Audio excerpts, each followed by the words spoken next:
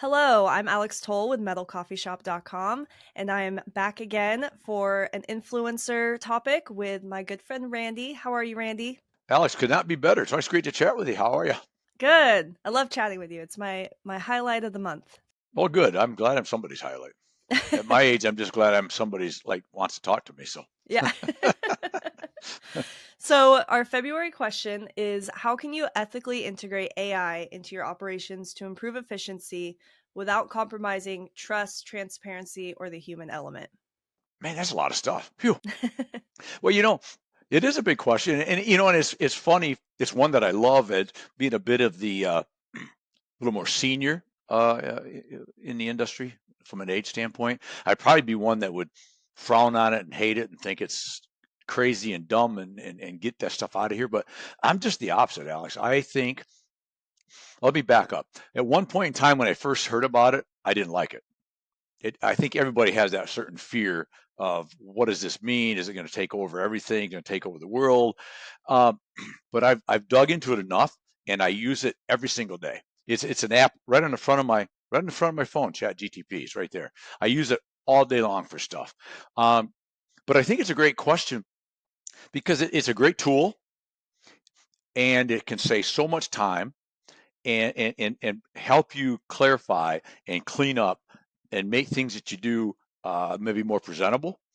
That's where I use it more for. There's so many more things we can use it for. I'm a novice still at using it, but I think the key comes in as you hit on is doing it ethically, because like anything, uh, social media, right? We're going to be on social media when you drop this, right? Social media is the same way. You can use it for the good or the bad. And I think with AI, we got to be careful that we still keep the human touch, the personal touch, and don't just let AI do everything because I think that's disingenuous. I'm very careful, as I think I'm blessed to be able to write for several magazines in the industry. I do a lot of blogging and other things, and I'm always very careful to only use it for idea generation or for fixing or geez, I hate the way that sounds. Can you make that sound a little better and then go back and Randyize it?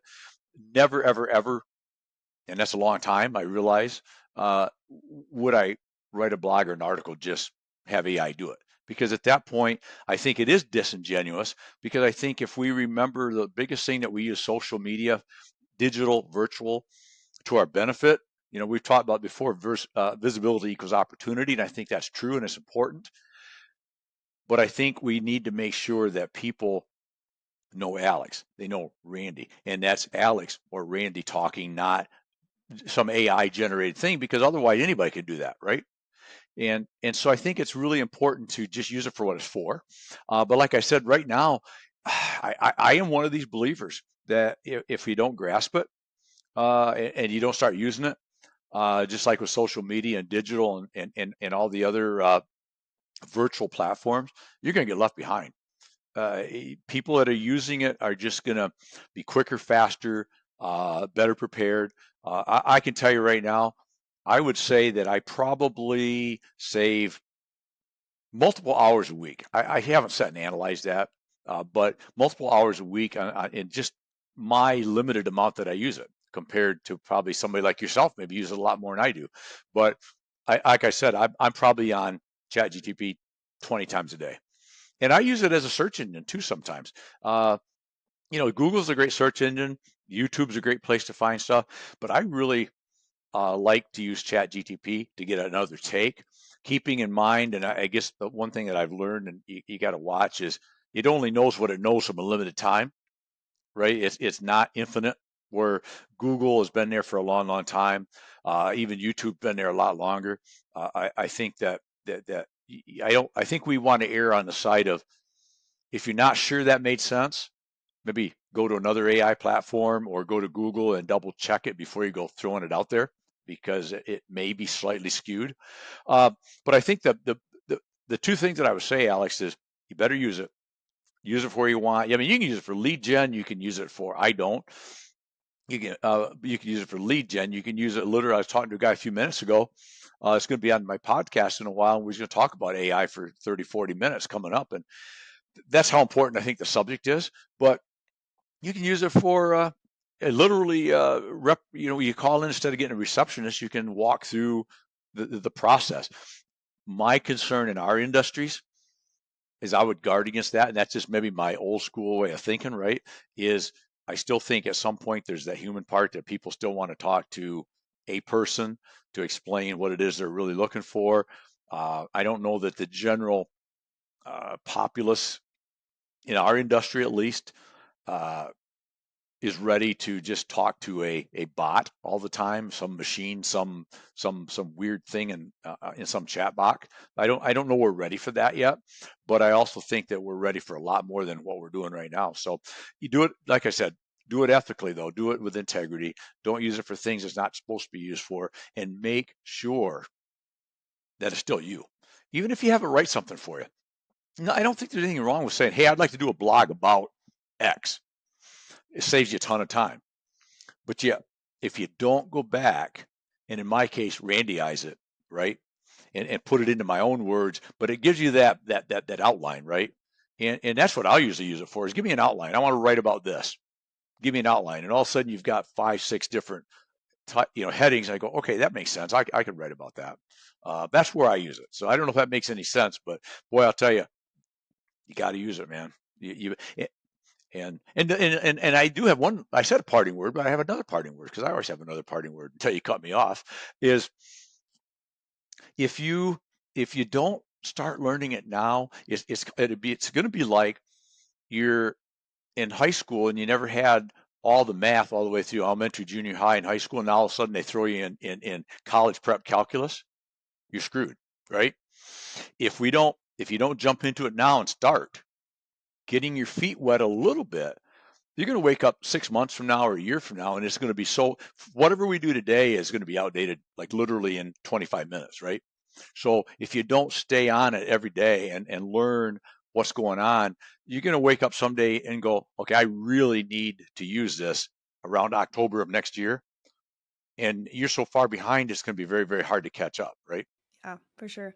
I really like the point of using it as like a starting point for ideas and an outline, because I do that all the time. I'm Writing is not my strength, and so if I need to write something up, whether it's short or like a whole, couple of pages, a starting point really helps me to get the ideas flowing, get the juices flowing. Just, hey, I need to write about this, and then maybe it'll give me the full thing, and then I'll take a few nuggets out of it, but it gives you that starting point to be able to put something together, or give you ideas on how to improve something, or in your business, like, how do I go about fixing XYZ, and then put it in there, and it'll just give you a bunch of ideas, and most of them might be trash, but there might be one thing in there you're like, oh my god, why didn't I think of that?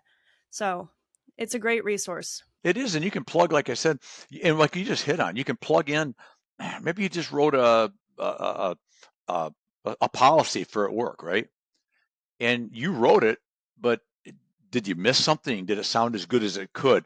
Is it as to the point? And I love you can stick it in there and say, does this thing make sense? Right? And I think one thing we didn't touch on, I think, is I'm really learning. And a guy I just talked to a few minutes ago is going to send me some information that I'm kind of looking forward to. Is it's the prompts, right? It's all about the prompts, man. It's kind of the old computer thing. Garbage in, garbage out was something way back in the time that got talked about more. But you're only going to get out of it what you put into it. So you got to ask it the right stuff and ask it the right way. And that's a whole science in itself and an art in itself that I get better literally. It's funny. I find myself actually talking to it. I need to name it because and some people have named it, I think, but I haven't figured that part out yet. But I'll compliment it. Say that's exactly what I was looking for. Well done. Or if I write something, I put it in there and say, does this sound good? Can you make this a little more conversational? Or could you make this a little more professional because I want to put it on LinkedIn? But then I say, now could you make it a little more witty and quirky and whatever because I'm going to put this one on Facebook, right? You can take the same work you did and and and and and make it useful for the different platforms. So that's where I use it mostly as marketing right now. But you're right. You could write policy, you could write plans, you could write business plans, you could do just about anything you want to do. So, but biggest thing is ethical, integrity based, and get started, man. Get started. And don't forget to add your personalization to it. Don't make it sound like ChatGPT. Make it sound like yourself. Exactly. And that is real key. And you can as you use more of it, you again, I'm speaking to the choir, but you can ask it to use my voice, right? And the more you put in and the more that you talk to it, the more stuff you give it to do, the more it understands how I talk, how I say things. And I always ask it to, in my voice, what you know about me, right? And what you know about my That's industry. smart. I didn't even think about doing that. Yes, that's one of the things I automate, using my voice and what you know about me and my industry. And then I might say, do it in a conversational tone, do it in a quirky or witty tone, do it in whatever. And the thing I've worked on, just because it eliminates a little bit of do-over, it doesn't always work very well because it loves to put its own phrases. And if any of us has used it any little amount of time, you can recognize those notorious AI phrases. Delve. It says Yes, delve a lot. delve. That Yes, drives me yes. I don't. crazy. I've never delved into anything, but but I always ask it to not. I always ask it to avoid any notorious AI phrases. I don't know if it does any good because I still get some that's like delve is a great one. And the other one I notice is it loves to use the little lines. You know, I don't have, there's a word for that little line after a word, like a continuation. You would use an ellipsis, right? But and it's like just some of those things I just you notice, but you only pick up on those after you do it for a while. But as you said, talk to it as a person. That's what I do. I chat with it as if it's a person I'm talking to. Yeah. Well, and as it develops more, it's going to be more like a person. In a few years, it might be your new work buddy all the time. It's good stuff, you know. And the big thing is, yeah, you know, I get it. Just stop being afraid of it. It is here to stay. With you know, like I've said many a times, anywhere anybody will listen is years ago, if you don't have a website presence, if you don't you don't exist. Today, I'll say it to anybody will listen. If you don't have a social media presence, to a large percentage of people your age or my age, and there's quite a difference, which kind of sucks, but it is what it is.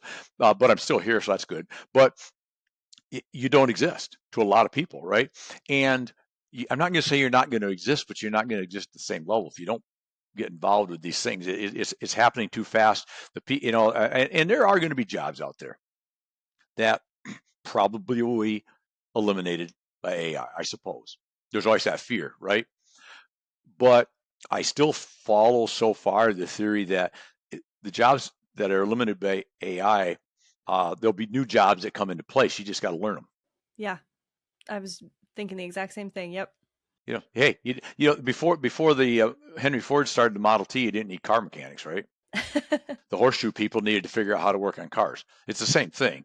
You just got to learn new things. So good stuff. I mean, like I said, I could chat about this forever because I love it. But it's really, and I'm an old guy, like, and I love it. So if I'm an old guy, you can love it. I love it. Thank you so much, Randy, as always. Thank you.